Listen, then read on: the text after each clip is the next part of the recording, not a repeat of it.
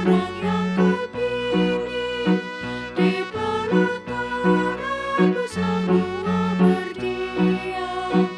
Mari bernyanyi memuji Maha Kuasa, puji kasih-Nya sekarang dan selamanya. Kebaktian kita berlangsung di dalam nama Bapa, Anak, dan Roh Kudus.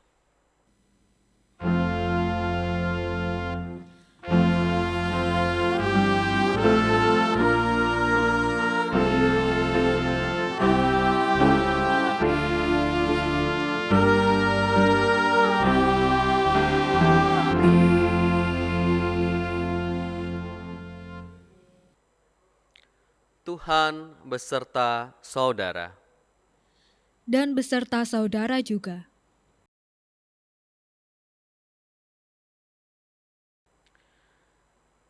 Shalom saudaraku, saat ini dengan tema saudara yang menjaga dengan kasih. Kembali kita beribadah dan juga merenungkan firman Tuhan, serta pada minggu ini kita juga akan melayankan peneguhan penatua. Nas pembuka Roma 12 ayat yang ke-10. Hendaklah kamu saling mengasihi sebagai saudara dan saling mendahului dalam memberi hormat. Mari saat ini kita mengakui dosa dan kesalahan kita di hadapan Tuhan. Mari kita berdoa. Ya Tuhan, terkadang kami membicarakan orang lain di belakang orang tersebut, dan terkadang apa yang kami bicarakan menjatuhkan dan mengatakan banyak hal yang negatif tentang orang tersebut. Kami mau mengakui Tuhan setiap tutur kata kami dan setiap tindakan kami yang seringkali melukai sesama kami. Mari sejenak kita akui secara pribadi dosa dan kesalahan kita ini.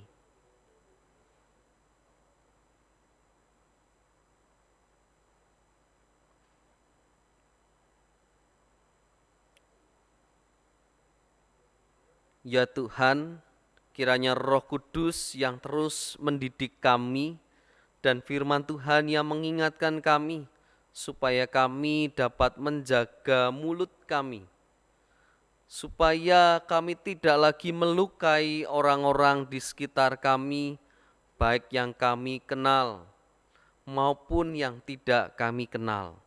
Biarlah cinta kasih Kristus juga dapat dilihat melalui tutur kata kami. Di dalam nama Tuhan Yesus Kristus, dengarkanlah pengakuan kami ini. Amin.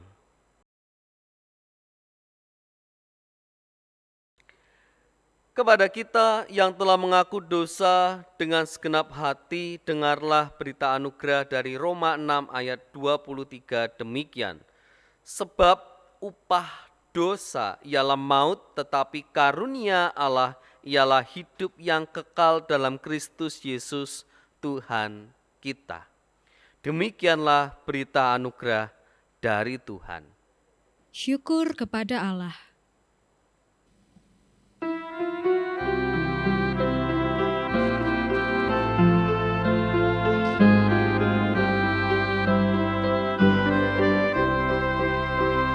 Adalah Yesus Juru Selamat, Dialah sumber hidup kekal. Layanlah Dia, terima kuasa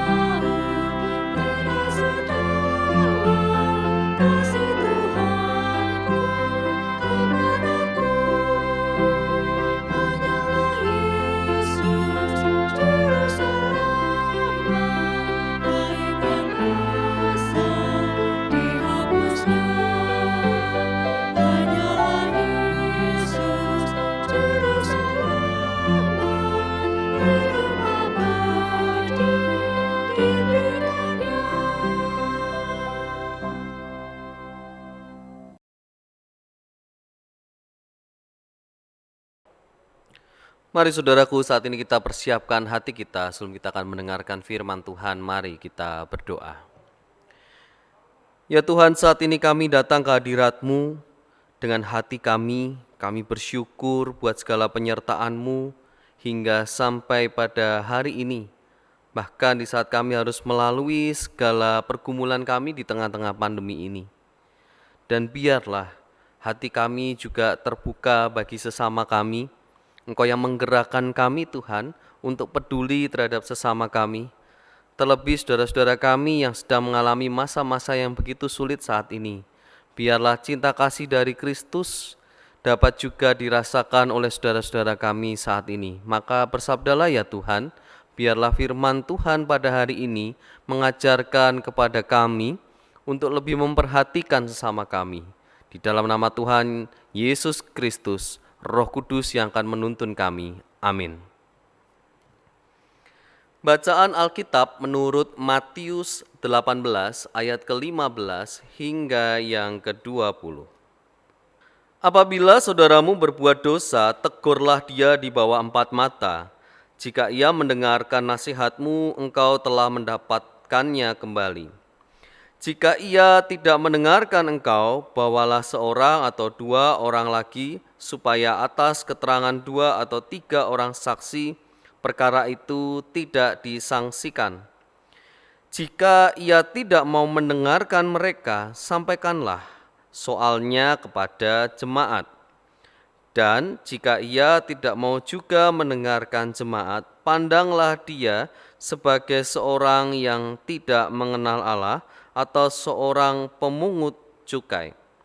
Aku berkata kepadamu, sesungguhnya apa yang kamu ikat di dunia ini akan terikat di surga, dan apa yang kamu lepaskan di dunia ini akan terlepas di surga. Dan lagi, aku berkata kepadamu, jika 2 orang daripadamu di dunia ini sepakat meminta apapun juga, permintaan mereka itu akan dikabulkan oleh Bapa-Ku yang di surga.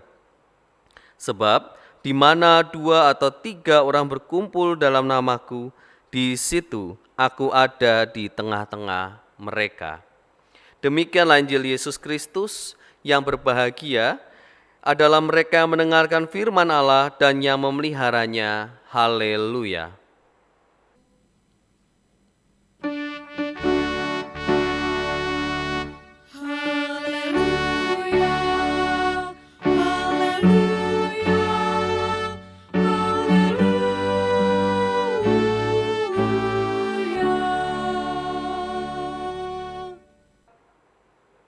Shalom saudaraku. Belakangan ini cukup viral film pendek yang berjudul Tilik. Mungkin Anda sudah menontonnya. Awal mula saya membaca judul film ini cukup terheran-heran apa artinya tilik. Ternyata tilik dalam bahasa Jawa yang berarti berkunjung atau mengunjungi orang yang sedang sakit. Biasanya menggunakan kata tilik. Konsep film ini cukup menarik karena mengangkat kebiasaan lokal yang cukup kuat dari biasanya masyarakat pedesaan yang mengunjungi warga yang mereka kenal yang sedang sakit ke rumah sakit, lalu rame-rame. Dan kita lihat kalau di film Tilik itu mereka naik truk terbuka. Nah, ini saya tunjukkan dulu gambar dari cover filmnya. Nah, jadi gambarnya adalah truk yang sedang berjalan. Di dalam truk itu berisi ibu-ibu yang akan mengunjungi ibu lurah. Dan yang menarik dari film Tilik ini adalah di atas truk itulah terjadi pergibahan yang luar biasa di abad ini, saudara-saudara. Dan kita semua mungkin kalau nonton, saya sendiri merasa kalau nonton film itu kangen kampung halaman, kangen daerah Jogja, Klaten gitu ya. Karena bahasa Jawanya yang sangat medok sekali dan khas dari daerah Jogja dan juga Klaten. Dan saudara-saudara, apa yang dibicarakan adalah pembicaraan tentang apa yang terjadi dengan si A, si B. Dan juga disebutkan ada Bu Lurah, ada Dian yang jadi bahan obrolan mereka. Mulai dari yang fakta sampai yang berprasangka. Semua dibicarakan di sepanjang perjalanan dalam rangka menilai Ibu Lurah. Jadi yang ditili ini juga diomongin jadi bahan pembicaraan di atas truk terbuka itu. Nah, inilah yang menarik pada bagian film ini yang terkait dengan tema kita pada hari ini, saudara-saudara. Kalau kita lihat kebudayaan orang Indonesia, masyarakat biasa ngomongin orang atau bahasa yang lebih kerennya adalah bergibah. Menggibahkan orang lain itu menjadi habit kita.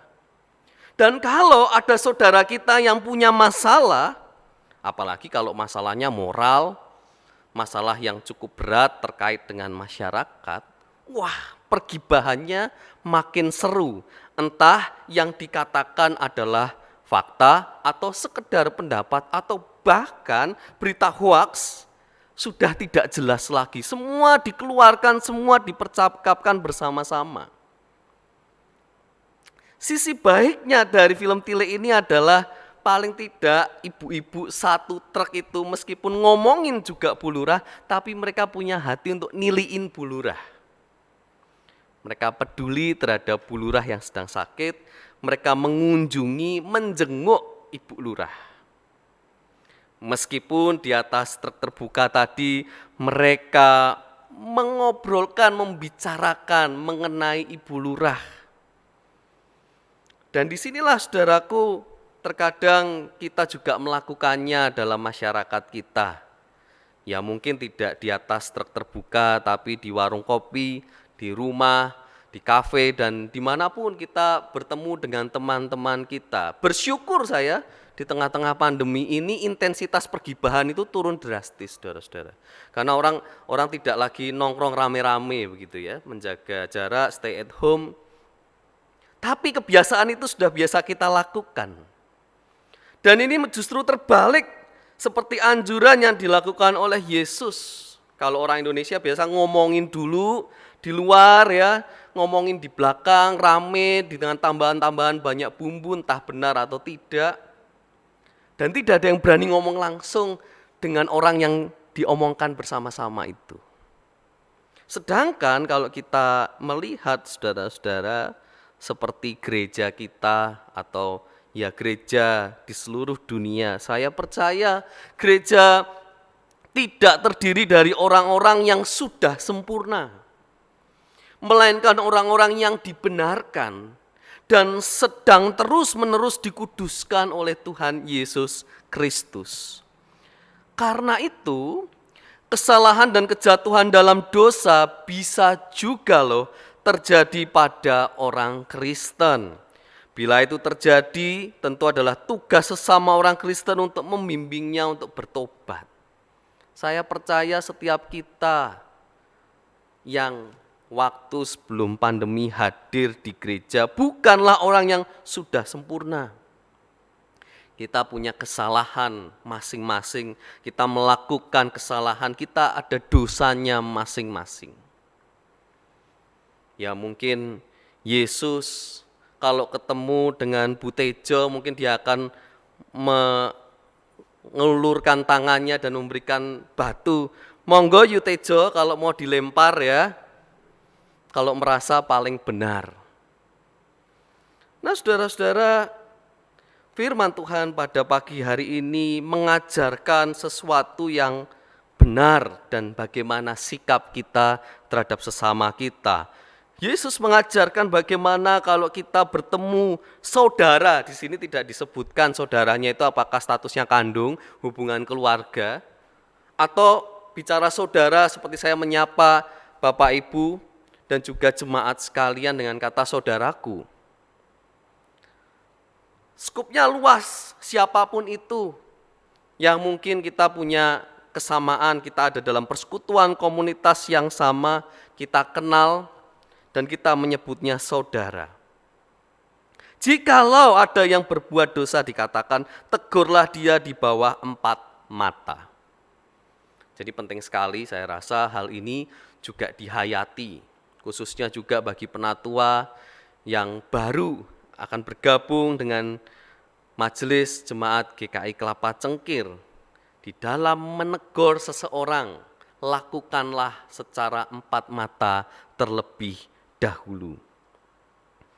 Dan tentu ada yang terima, ada yang tidak terima, ada yang mau dan ada yang tidak mau. Dan Yesus menyarankan jikalau proses empat mata itu tidak berjalan dengan baik, maka ajaklah saksi. Ya, saksi loh, ini penting ini ya bagian ini ya. Kadang orang mikir pada perikop ini ya udah kalau gitu nggak mempan nih 4 mata, tambahin 6 mata, 8 mata. Jadi 4 mata yang lain ini nggak jelas statusnya orang dari mana. Mungkin mendukung si orang yang sedang mengintrogasi atau menanyai ini. Padahal yang dicari di sini adalah saksi. 2 atau 3 orang saksi. Supaya atas keterangan 2 atau 3 orang saksi perkara itu tidak disangsikan. Jadi harapannya adalah di saat kita menghadirkan orang yang tahu menjadi saksi dari masalah ini dapat memberikan fakta yang benar. Tidak hanya dari satu perspektif orang yang mengalami masalah itu. Ada perspektif-perspektif lain yang faktanya itu jelas. Nah, barulah jika 2 hingga 3 orang saksi itu juga tidak dapat membuat seseorang itu berubah atau bertobat, barulah dihadapkan kepada jemaat. Sampaikanlah soalnya kepada jemaat. Harapannya tentu tidak menjadi bahan pergibahan rame-rame, tapi menjadi dukungan bersama-sama.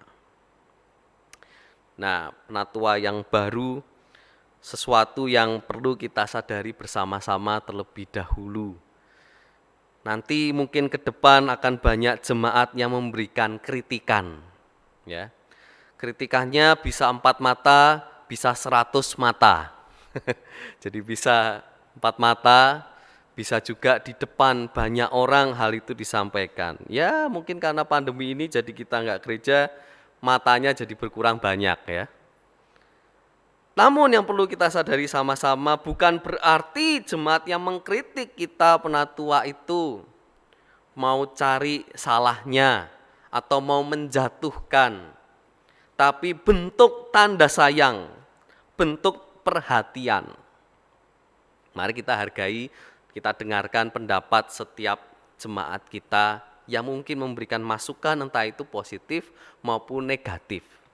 Pandanglah itu sebagai bentuk perhatian, tanda cinta kasih. Jangan buru-buru emosi. Nah ini kunci yang penting saudara-saudara.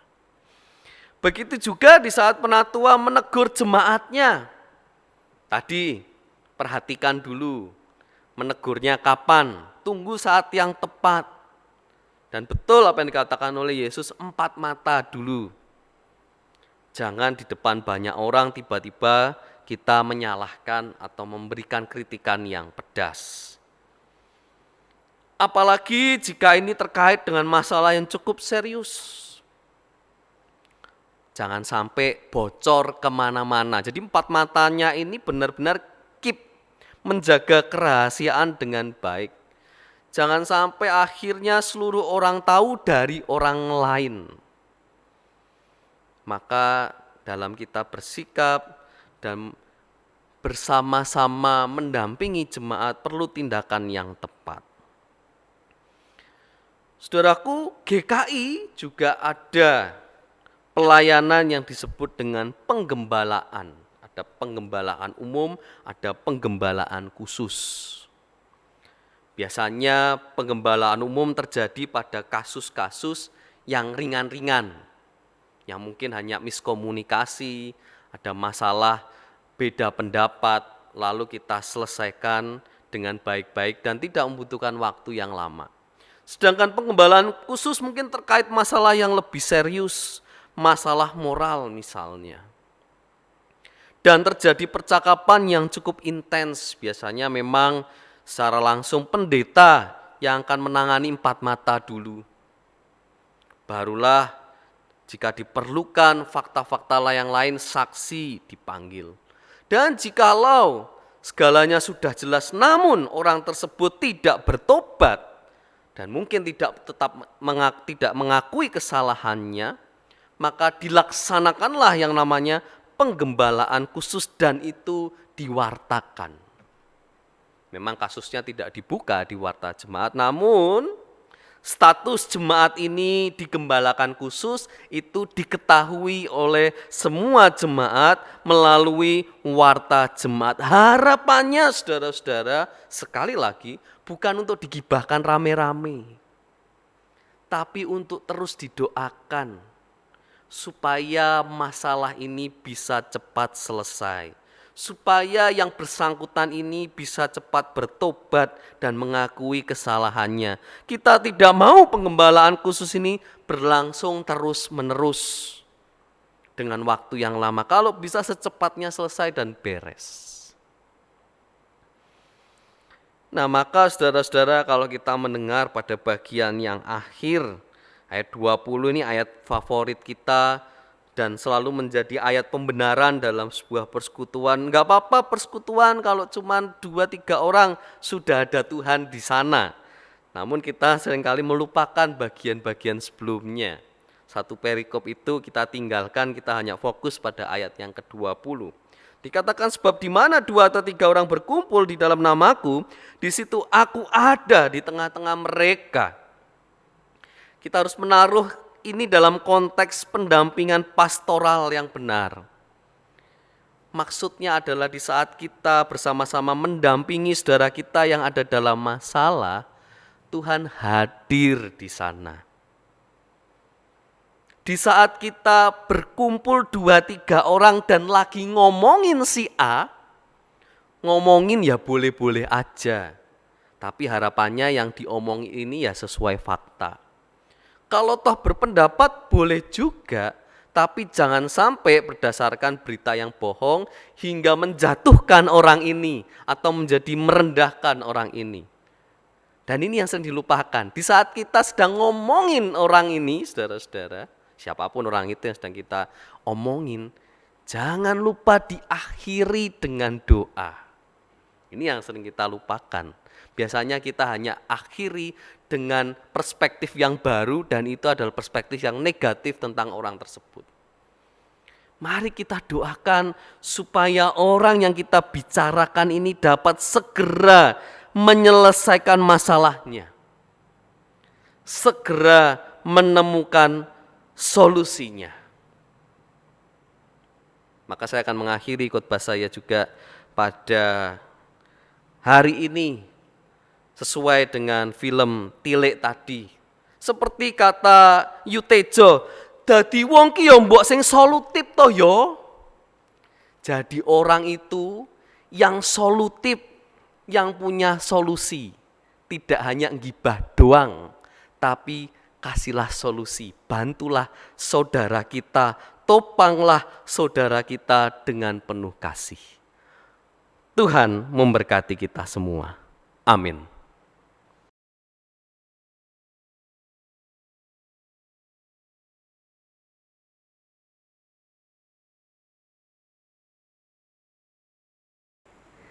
Marilah kita bersama dengan umat Allah di masa lalu, masa kini, dan masa depan mengingat pengakuan pada baptisan kita menurut pengakuan iman rasuli.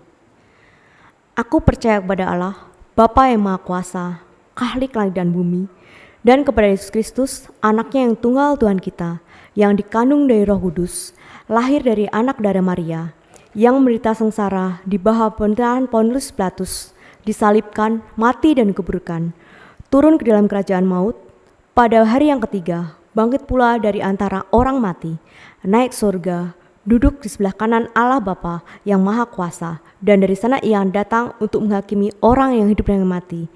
Aku percaya pada Roh Kudus, gereja yang kudus dan am, persekutuan orang kudus, pengampunan dosa, kebangkitan orang mati, dan hidup yang kekal. Amin.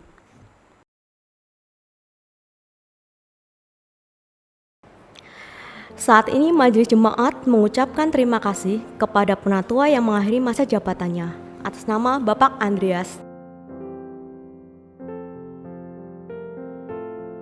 dan Ibu Tasya Kristianti. atas pengabdian serta pelayanannya sebagai Penatua GKI Kelapa Cengkir dari 26 Maret 2017 hingga 6 September 2020. Kiranya pelayanan yang telah diberikannya selama 3 tahun tersebut akan terbalaskan oleh mahkota surgawi dari Tuhan Sang Raja Gereja.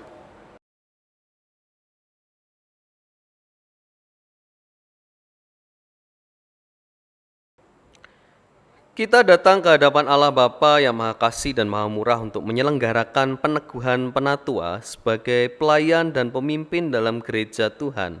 Kristus sebagai kepala gereja sepanjang zaman telah memanggil setiap orang percaya untuk melayani gereja.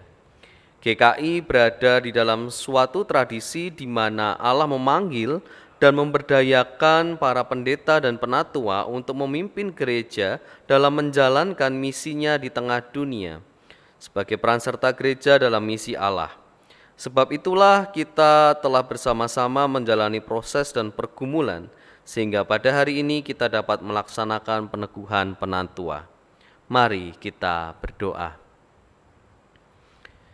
Ya Tuhan, kami bersyukur di tengah-tengah pandemi ini kami dapat melaksanakan peneguhan penatua.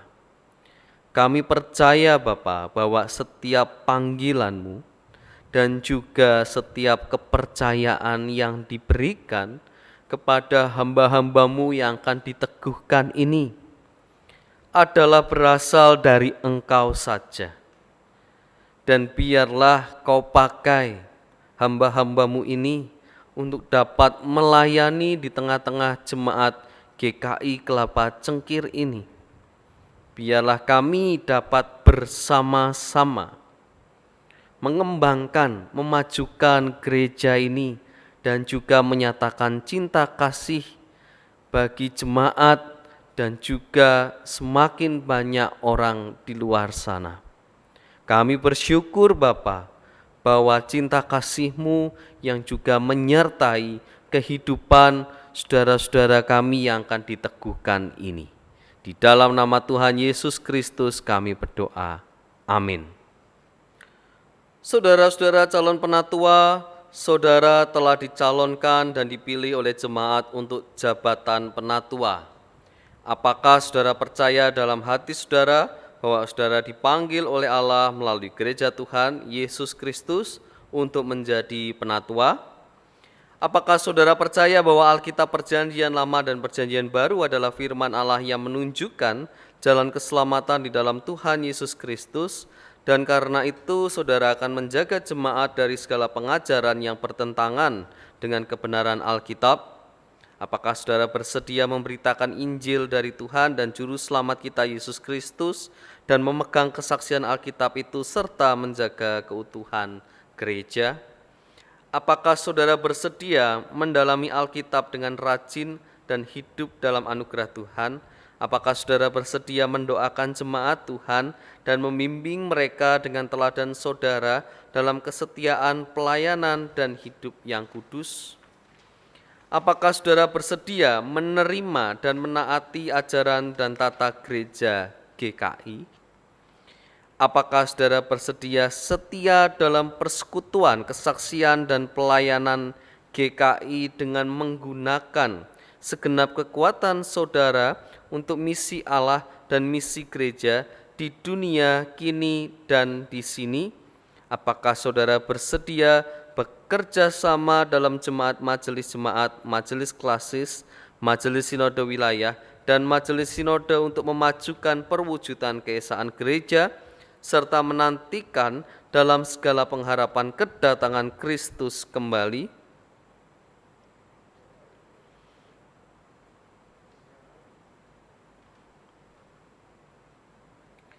Apakah jawab saudara Herodian Daniel Danarto? Ya, saya percaya dan bersedia.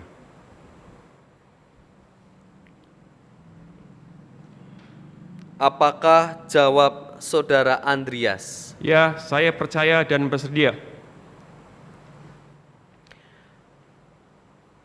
Apakah jawab saudara Hans Kristianto Citra? Ya, saya percaya dan bersedia. Apakah jawab saudara Budi Wijaya? Ya, saya percaya dan bersedia.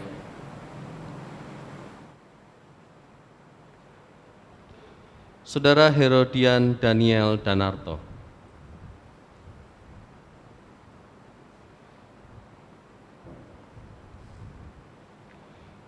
Herodian Daniel Danarto, selaku hamba Tuhan Yesus Kristus, saya meneguhkan saudara ke dalam jabatan penatua di dalam nama Bapa, Anak, dan Roh Kudus. Amin.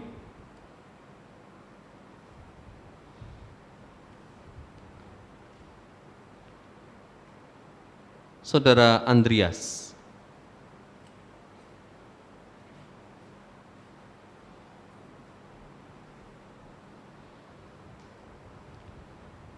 Andreas, selaku hamba Tuhan Yesus Kristus, saya meneguhkan saudara ke dalam jabatan penatua dalam nama Bapa, Anak, dan Roh Kudus. Amin.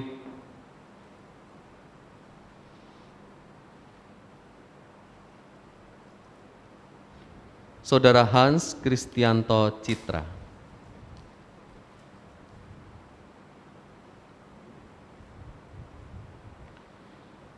Hans Kristianto Citra, selaku hamba Tuhan Yesus Kristus, saya meneguhkan saudara ke dalam jabatan penatua dalam nama Bapa, Anak, dan Roh Kudus.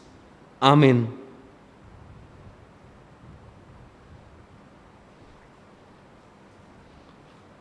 Saudara Budi Wijaya.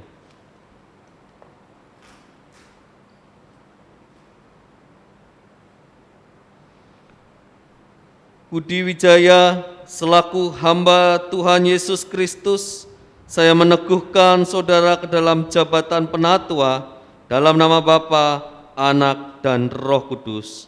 Amin.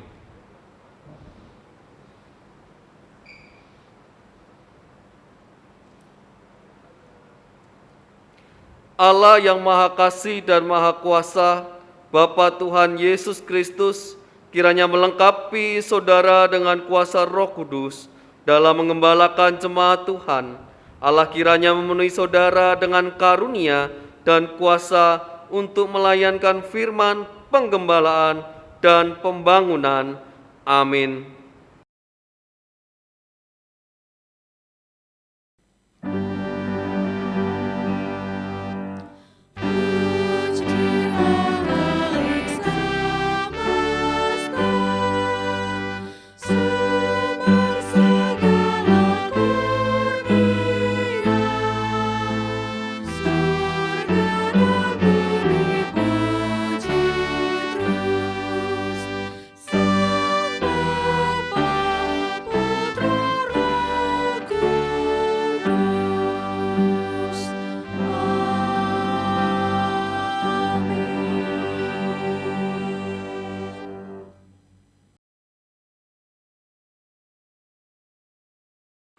Pada tanggal 13 September 2020 kita akan merayakan perjamuan kudus. Untuk menyambut perayaan itu, mari kita mempersiapkan diri dengan memeriksa diri kita masing-masing. Pada perjamuan terakhir, Kristus meminta kita merayakan perjamuan kudus untuk mengenangnya. Mengenang Kristus berarti mengalami kehadirannya dalam hidup sehari-hari dan menyadari bahwa Kristus telah berkorban demi keselamatan kita. Yakinkah saudara bahwa Kristus telah mengorbankan hidupnya demi keselamatan saudara? Sudahkah saudara hidup dalam persekutuan yang akrab dengan Yesus sehingga saudara mengalami kasih, kuasa, dan kebenarannya? Pada perjamuan terakhir, Kristus memecah roti dan mengangkat cawan, lalu membagikannya pada murid-muridnya. Ketika menerima roti dan air anggur, simbol tubuh dan darah Yesus, kita dipersatukan dengan Kristus. Yesus menjadi kepala, sedang kita adalah tubuhnya. Sudahkah saudara menjadikan Yesus sebagai kepala, pemimpin saudara dalam hidup pribadi, berkeluarga, bergereja, dan bermasyarakat? Sudahkah saudara hidup dalam kasih dengan saudara seiman yang adalah sesama anggota tubuh Kristus? Dengan makan roti dan minum air anggur, kita dipersatukan dalam kematian dan kebangkitan Kristus. Ini berarti kita perlu menyangkal diri, memikul salib, dan mengikut Kristus. Menyangkal diri berarti rela berkorban demi Tuhan dan sesama. Sudahkah saudara rela berkorban bagi sesama? Sudahkah kehidupan saudara menjadi berkat bagi sesama, berani menyuarakan kebenaran dan keadilan, serta berjuang menciptakan damai sejahtera? Kiranya Roh Kudus menolong kita dalam mempersiapkan diri merayakan perjamuan kudus mendatang. Bapak, Ibu, dan saudara-saudari, dalam perjamuan kudus 13 September 2020, Bapak Ibu bisa mempersiapkan anggur dalam bentuk air putih maupun air teh dan segala bentuk minuman. Juga dengan roti dapat digantikan dengan bentuk-bentuk roti yang lain. Perjamuan kudus ini akan dilaksanakan secara online pada pukul 6, 7.30, 9, 16.30, 18, dan 19.30 waktu Indonesia Barat. Kiranya kita dapat bersama-sama melaksanakan perjamuan kudus ini sesuai dengan jam-jam yang telah ditentukan. Tuhan memberkati kita semua. Marilah saudaraku, kita naikkan doa-doa syafaat kita, mari kita berdoa. Ya Tuhan, kami bersyukur buat setiap kesempatan yang Kau berikan sampai hari ini. Dan biarlah kami juga dapat mempersiapkan diri kami. Pada saat minggu depan kami dapat bersama-sama melaksanakan perjamuan kudus. Meskipun kami melakukannya dari rumah kami masing-masing, biarlah persekutuan dan pengenangan kami akan penebusan-Mu dapat tetap kami lakukan dengan segenap iman dan hati kami. Saat ini kami juga berdoa bagi setiap kami yang sedang bergumul dalam kesehatan, kami yang sedang sakit, berikanlah pemulihan dan kesembuhan ya Tuhan. Melalui tenaga medis, obat-obatan, kami percaya Engkau memulihkan dan menyembuhkan. Engkau juga lindungi kami dari virus corona yang mewabah saat ini. Kami juga berdoa bagi opa dan oma kami yang sudah lanjut usia, tidak mudah di tengah-tengah pandemi ini Tuhan, untuk tetap berjuang dengan kehidupannya. Tuhan berkati dalam segala aktivitas, Tuhan lindungi, berikanlah damai sejahtera, dan biarlah Engkau menjadi sahabat yang sejati bagi opa dan oma kami. Kami juga berdoa bagi kami yang sedang berjuang di tengah-tengah pekerjaan kami saat ini, situasi ekonomi yang tidak mudah. Biarlah setiap kreativitas dan usaha-usaha sampingan yang kami lakukan dapat juga menghasilkan hasil yang baik untuk memenuhi kebutuhan hidup kami. Kami juga berdoa bagi anak-anak kami yang sedang belajar, yang sedang studi dan harus melalui online dan digital ya Bapak. Tuhan berkati, biarlah segala perangkat yang digunakan, koneksi yang digunakan, Engkau berikan kelancaran sehingga setiap ilmu yang disampaikan oleh pengajar dapat diterima dengan baik. Dan biarlah pendidikan anak-anak kami dapat terus berlangsung meskipun di tengah-tengah pandemi ini.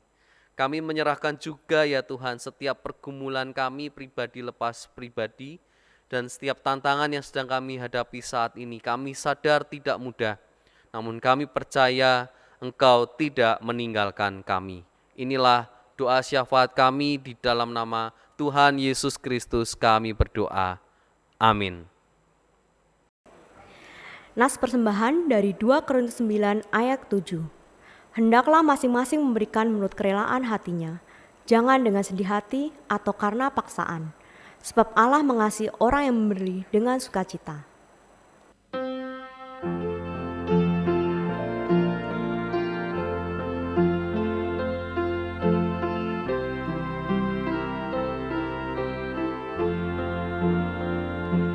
Sudahkah yang terbaik ku berikan kepada Yesus Tuhanku?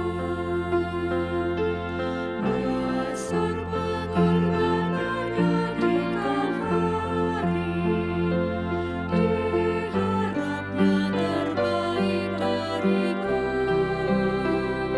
Berapa yang terhilang telah ku cari, dan melepaskan yang terbelenggu. Sudahkah yang terbaik ku berikan kepada Yesus Tuhanku? Telah ku perhatikan kau sesama, atau ku biarkan tegang. Ku patut menghantarnya pada Kristus, dan kasih Tuhan harus ku sebar. Berapa yang terhilang telah ku cari, dan melepaskan yang terbelenggu. Sudahkah yang terbaik ku berikan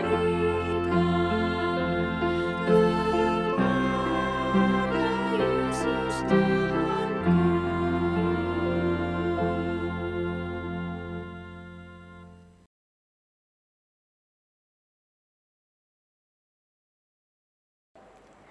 Mari kita berdoa. Bapa kami yang di surga, kami datang kepada Tuhan. Tuhan, terima kasih Tuhan karena Engkau telah menyertai kami sampai saat ini. Tuhan, saat ini kami mau mengucap syukur Tuhan atas apa yang rahmat yang telah Engkau berikan kepada kami. Terima kasih, ajar kami juga agar kami dapat selalu dapat mensyukuri apa yang telah Engkau berikan sampai saat ini. Bapa, kami minta syukur dalam nama Tuhan Yesus kami doa. Amin.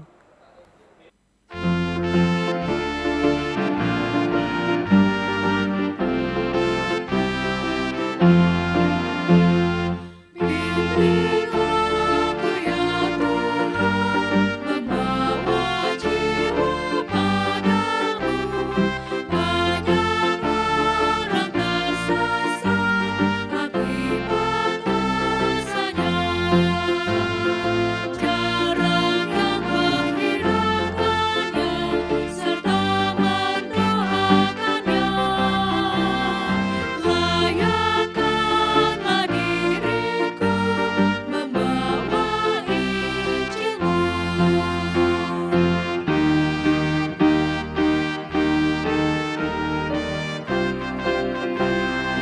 Bimbing aku ya Tuhan, membawa jiwa padamu.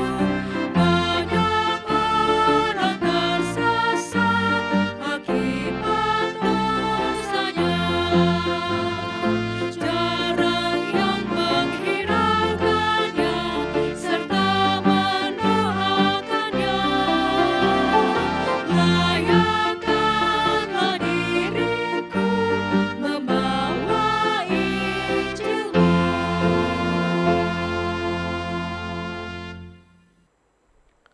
Saat ini saudaraku, pergilah dalam damai sejahtera untuk melayani Allah.